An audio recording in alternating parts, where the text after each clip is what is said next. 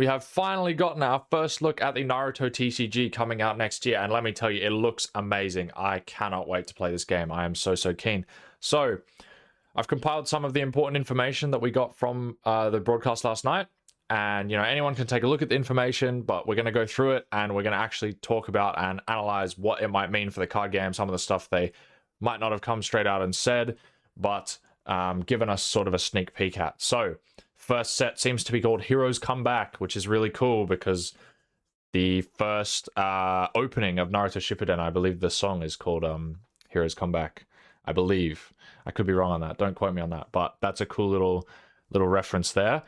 Okay, so importantly, first things first, they are confirming that we are going to have Boruto characters, we're going to have Shippuden characters, and we're going to have regular Part 1 Naruto characters. So, as someone who never really got into Boruto, this actually doesn't bother me. I kind of like this a lot. It just gives more opportunities for more cool cards and different sets, and not having to repeat the same characters over and over again. So, and who knows, it might end up getting me interested enough to finally go back and watch Boruto, even maybe skip some of the filler.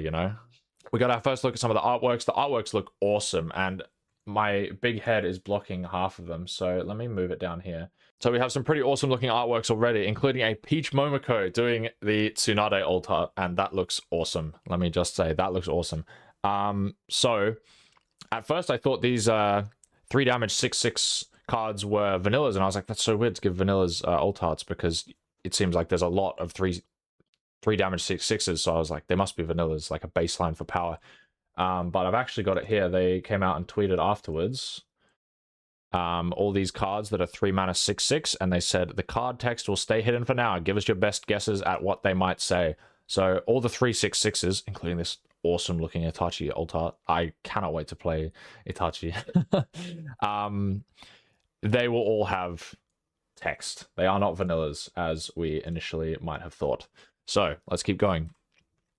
Yes, there are some more of the potential what I thought were vanillas, but confirmed not to be. There's a Boruto card. Some people are fuming about that already, but the Itachi card looks absolutely amazing. I cannot wait. Cannot wait. They have confirmed that they've got basically the equivalent of like One Piece manga rares. One Piece being my other card game, other Bandai card game, I'm gonna compare it to that. I can't help it. Sorry. But interestingly, they have like, I don't know what the real kind of rarity is, because if it was One Piece, right, this entire bit of manga over here on the right of the Sasuke card and the left of the Naruto card would be the entire background, whereas they've got more like special rare, like SP background detailing and foiling on the other side. So it's a bit like a mix between a manga rare and an SP, which is actually pretty cool. I really like that. So it's unique, it's very nice that it's actually unique, but they look awesome. So the important stuff, how is the game played? We have 4 different card types. So it is a leader-based card game. Some people might be happy about that, some might not. I personally love that kind of, deck building with leaders. So we have the leader card, the 1 leader card. We have character cards, including EX characters, which we'll talk about later. We have 5 Chakra cards, which I initially thought would be the mana system like One Piece for like summoning cards and whatnot. And it sort of is, but it's sort of not, because we also have the black card, which is the summon card, which we will also get into later. I'm not going to waste too much time on this. I'm just going to blitz through so we can talk more in depth about it. Okay, so we've got the leader cards. They have damage values and power values, but obviously no HP values. Instead of the HP value, they have the life value down here. So there's no more life cards like there is in One Piece. Instead, there's just a life total. So, bring your D20s or your counting apps or whatever, because you're going to need them. And yeah, so our first leader revealed was Naruto, and it's activate main, similar to One Piece. Flip one of your chakra face down and choose one character. The chosen character gets +3 power during this turn. So it seems to be that instead of tapping the chakra, you're actually flipping it face down to pay costs, which I suppose is easier to keep track of. Because importantly, I think the chakra will not work like ramping mana, where you can, ramp faster or deramp or whatever. I think, based on the information they've given us, this is a guess, that we will just start with 5 chakra, and then based on this recovery effect here, it says recovery, if this is the second turn or later, rest this card and flip all of your chakra face up. So what that could be is just the second turn onwards, you get to use all your chakra, like refresh phase at the start of the turn.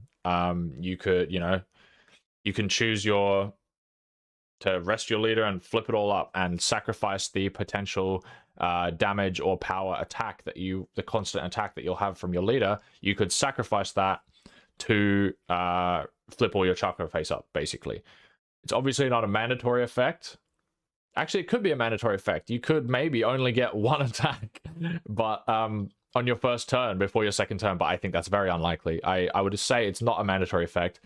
Otherwise, they wouldn't have damage and power numbers associated with your leader, because you wouldn't get to attack with it for the whole game if like it was mandatory. So I'm thinking recovery is an optional step where you can choose to do that, or it's just during the main phase or end phase or whatever, you have the option to do your recovery effect and flip all your chakra face up. And it's just a way of saying, like, I don't want to attack you this turn, I'll sacrifice it to get more resources, basically.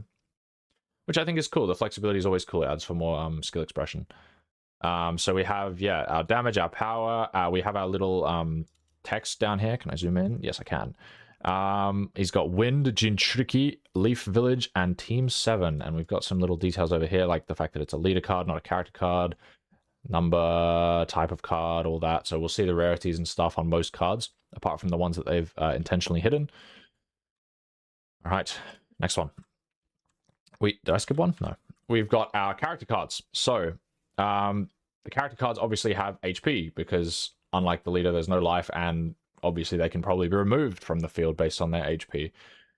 So this is pretty much the same. It's got damage, it's got power, it's got HP. I should say the damage, the difference between damage and power, I'm assuming it has to be power is for when you are attacking characters on the board, like, and you're attacking a character's HP to try and KO it, remove it from the field. Whereas damage, because there doesn't seem to be any sort of counter system, damage is when you attack your opponent's leader, right? So your attack, if it goes through, it does this much damage to your opponent's life. And there are characters that have 2 damage, 3 damage, whatever. So obviously you want to try and stop their attacks if you can. And while there's no counter system, you have cards here. I should move my head, big old head again. You have characters here like Shikamaru, where you can pay a chakra to use his special sort of ninjutsu effect, they said. Instead, like, and this is not, so this is actually not the resource that you use for summoning characters. It's the resource you use for using special like abilities or jutsu or whatever, like this, for example. And he stops an attack. So there is ways to play around attacks, stop attacks, yada yada, but there's no, you know, like One Piece, there's no counter on the side of the card where you just combo out of hand. But I really like this. This is really interesting. And they also said about like the timing and the placement of support cards. They gave us a little hint on that, which we will talk about later as well. Now we have EX characters. This really excites me because this is very different to One Piece. I'm going to move over here for now because everything seems to be on the right side for now. So this is really exciting. This is totally different from One Piece. So this clearly has 2 damage. Like I said, it would do 2 damage to your opponent's leader if it hits the leader. But if it's attacking a character, it will do a whopping 10 to a character, and it has 8 HP to stop itself from being knocked out. So cannot be summoned normally. So EX characters have like summon requirements. Instead of just tapping the 1 black summon card to play out a unit, it has a different requirement. So this one, for example, is place 1 of your characters with 10 or more power in trash. And that obviously synergizes with Naruto's leader effect because he's buffing stuff up by 3.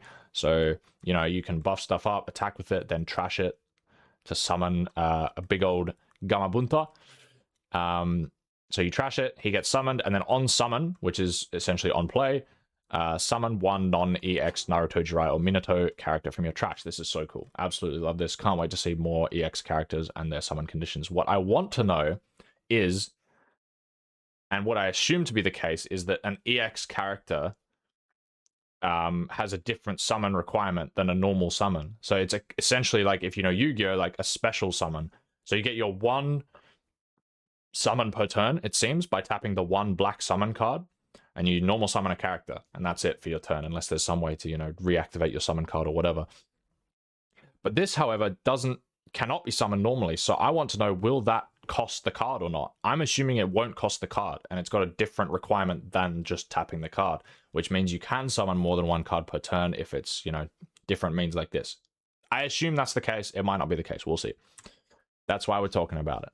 Chakra cards. This is what I thought would be the mana, but yes, there's only 5, and they don't seem to actually summon characters all the time. It's mostly for effects and stuff, and it says, when using Chakra, turn this card face down. So you don't tap it, you turn it face down. I think you will start with all 5, but whether you can... maybe you won't actually start with all 5. I was just reading the leader text being able to flip it all face up starting on the second turn, but it still might be like first turn 1, second turn 2, third turn 3. You just flip up whatever you have, basically. I think that would make sense still. All right. Summon card. This is the interesting one. So you only get 1 summon card, and it does say you may rest this card to summon a character. So because there's only 1 summon card per deck, ideally, you know, deck build, whatever, you get to rest this card, summon a character, and that's it. And that's the mana cost of the character. So it seems like characters don't actually have like a mana cost. Like you can just slam a big character, which is really interesting. But it is that limit to 1 per turn, so you can't flood the board with big characters. But I think that's quite interesting. I wonder how they're going to balance this, because to me that seems like a balancing nightmare. But I'm interested to see how they go about it. I assume you can summon on your first turn and all that stuff, but it might be different depending on, like, maybe the player who goes first can't summon, and the player who goes second can, or it'll be both can summon and only the second player draws, or something like that. They'll have to do a very delicate balancing act, considering that high power characters, at least high power non-EX characters, are going to be hitting the board very quickly. But I also like that for the pace of the game. It means that we're not going to have incredibly drawn out games that nobody wants to play, or, you know, worrying about going to time once we get a competitive scene. So that's really cool. All right, so we have deck building. This is what I was already talking about. So 1 leader card, it's got 50 character cards, same as One Piece, and then the 5 chakra cards and the summon card. So if we assume you either start with 5 or you're ramping probably 1 per turn. Now that I say that, it's almost definitely going to be 1 per turn and not start with all 5. I think I got ahead of myself seeing this recovery effect. But yeah, it will have to match the leader's color as well, obviously. So red leader equals you play red character cards. And we do get a look at a new character card that actually does have text, which is Ino, which does 2 damage, 5 power, 8 HP. So it's interesting. The 3 damage 6/6s seem to be like a baseline. So if you have better stats, you do less damage to the leader, but like you trade off for more damage to the leader for worse stats. So like you can hit your opponent for 3 damage with the 6/6s, but then your 6/6 might get cleared by a more powerful 2-drop, for example, 2 damage. So I know the Itachi card, or one of the Itachi cards, is 2 damage, 8/8. So it'll be much easier to clear these characters. Like, for example, even with 8 HP on this Ino, it will still die to the Itachi. So I think that's really interesting, and I want to see how character battles work. How I assume it'll work is same as a lot of Bandai card games. You tap or rest your character or leader cards to attack. You can always attack your opponent's leader no matter what, and then if your opponent has rested their characters to attack leader or another character or whatever, then you can attack those characters that are rested, is how I assume it'll work. So you'll have to play that delicate balance of like pushing damage on your opponent, but then you're also opening up your characters to being attacked by your opponent's characters and stuff like that, which will be even more important in a game where you can't combo out to defend. You can't counter out of hand. You have to actually play the board and play like jutsu cards off the board and whatnot to defend your characters. Anyway, let's talk about Ino. Activate man once per turn if you have Shikamaru Nara and Choji Akimichi on the field. Your Ino Yamanaka and the other 2 that I just said all gain rush and +5 power and +1 damage during this turn. So it is confirmed there's rush in this game, which means there's also summoning sickness in this game, so you cannot attack with characters the turn they're played. You have to wait for the next turn. That is pretty standard. But this is really fascinating. If you put all of team... Are they team 10? I think they're team 10. I might be wrong. I might be a LARPer. If you put all of team 10 together, then basically, you know, it can activate and give rush. So, you know, if you have 2 of them already on the field or whatever, and let's say you don't have Ino, you play this Ino, you use it, she can now attack with rush because you've already had the other 2 on the field. Or maybe there's some, you know, Ino Shikacho classic combo where you play all 3 of them at once. Anyway, that's really cool. I really like that. Here we have, they were talking about win conditions. Obviously, the win condition is hitting your opponent with enough damage to reduce their life total to 0. So for now, we've only seen 2 leaders, and it's obviously Naruto and Sasuke. They have the same stats, you know, same damage, same power, same life. That's all open to change. Maybe there will be leaders that have more damage, less power, less damage, more power, less life, more life. Who knows? They're all open to change. And the Sasuke's effect is activate main once per turn, draw 1 and place 1 card from your hand on top of your deck. And we'll have a look at the Itachi card in a moment, but this leader synergizes well with the Itachi card. So I will definitely be playing this leader, probably, if it means I get to play Itachi cards, as a bit of a fanboy myself. And he also has the same recovery thing, so it's not unique to Naruto. It seems to be just a common thing on the leader. You basically give up your leader attack for the turn in order to get more access to Chakra. For whatever you want to use, because basically all we've seen for Chakra usage so far is the pay 1 to summon Shikamaru and stop an attack, which seems really, really strong. Like, really strong. Pay 1 Chakra to summon Shikamaru and stop an attack? That's insane. That's absolutely insane. Negate attack on a body and set 1. So obviously he's got all the good, you know, Uchiha traits and stuff. Yeah, let's go to the next one. So this was important. I feel like this was glossed over by, I watched a couple other people do breakdowns, and this was glossed over. So you can activate character cards from the support area. So no one really talked about the support area, I feel. So it feels like, and they also talked about activating face down character cards. So that's how I assume like Shikamaru gets played by his Chakra cost, for example. Like, you can either pay the summon card to just play him onto the field for no effect, or you can set him face down like a trap card, basically. And then if you have the Chakra for it, when your opponent attacks, you pay the Chakra, you flip him face up, and you say, you know, effect, summon Shikamaru, stop your attack. And that seems to be the main way of sort of back and forthing with your opponent instead of countering out of hand, is these, you know, jutsu special Chakra cost cards, basically. So you will play them face down and respond with them. It's like classic trap card scenario. So I really like that. That's really cool. The GOAT. The GOAT. Look at this card. Oh my god, I cannot wait. So he has 2 damage, 8/8 on summon. Choose 1 leader. So on play, choose 1 leader or character, reveal the top card of your deck. If the revealed card has the Uchiha clan type, then the selected character card cannot attack during your opponent's next turn. So that synergizes with the Sasuke leader. Obviously, he draws 1, puts an Uchiha card on the top of the deck, and then Itachi checks it and does a really strong effect of stopping an attack while also having an 8/8 body, which seems fantastic. And obviously, you can tell based on the sort of better card art, but like also down here, you can see the rarity. This is one of the SRs, one of the super rares for the set. Super cool. I can't wait to play Itachi in an Uchiha based deck. Like, checking the top is also just cool in terms of, you know, Itachi's planning ahead and all that, being his character. Anyway, they were talking here about how to use Shikamaru, basically, like Shadow Possession Jutsu. You know, if Itachi is trying to attack, you can flip your Shikamaru face up and pay the 1 Chakra and stop his attack, and play this to the fact that it summons it as well just seems crazy. So those will obviously be very key in turning the tide of battle.